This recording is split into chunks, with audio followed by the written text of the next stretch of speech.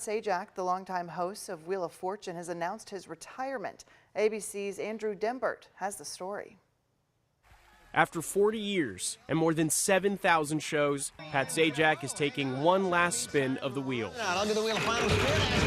76-year-old announcing his retirement, saying, "Well, the time has come. I've decided that our 41st season, which begins in September, will be my last. It's been a wonderful ride." Sajak got his start in radio in Chicago. In the late 60s, he joined the Army and worked on Armed Forces Radio, later taking a job as a weatherman in Nashville. But it was in 1981 when Sajak, then 35, would get the job that would make him a star. Here's your new host, Pat Sajak. Taking over as host of daytime Wheel of Fortune. Welcome to Wheel of Fortune.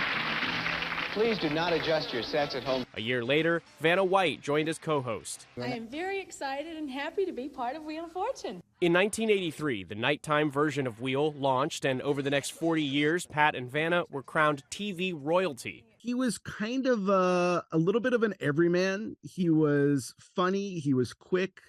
There was a little bit of snark, a little bit of sarcasm to him, but not too much. You'd want to have a beer with him. A lot of television is very, very dark these days, and I think we're sort of an antidote for that. And while Wheel will spin on, replacing him won't be easy. Vanna is one of the few who's filled in for him in the past, including this time when he lost his voice. I'm exhausted. One of the things that I think that people could identify with, you could see his frustration every now and then. Say it. The pointed desert. It's not the pointed desert. No matter how many times you say it. Through all the years, Pat says he tried to keep the spotlight on the contestants. When those three players are out here, that's their only show, and you owe it to them and you owe it to the viewer to make it feel like show 1 or 2 and not show 7,000.